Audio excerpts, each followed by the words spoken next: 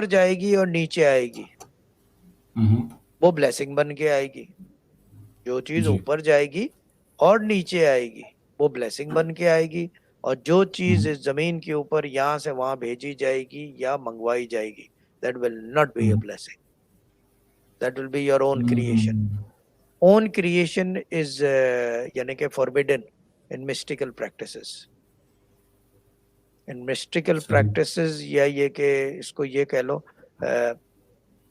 ये basically occult dark side की चीज है। मैं ज्यादा इंग्लिश बोलता हूँ क्योंकि बॉर्न यूके हूँ, तो मुझे इंग्लिश के टर्म ज्यादा पता है उर्दू से। तो जी। ये अकल्ट डार्क साइड की चीजें हैं on this plinth which works on this world, क्योंकि यहीं की क्रिएशन है, यहाँ के लिए ही बनी भी है, और यहीं उससे नुकसान फायदा होगा।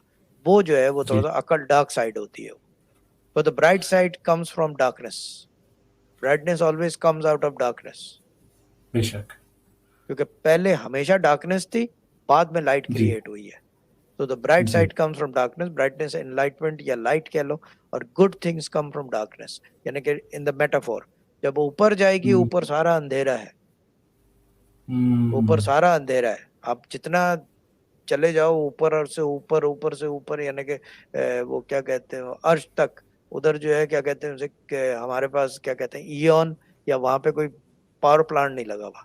हाँ, लेकिन वहां रोशनी है, मगर वो नूर की रोशनी है, वो नूर है बेशक। कि जिसको देखना हो वो देख सके, जिसको ना देखना हो कुछ नहीं नजर आता, उसको अंधेरा ही नजर आता है।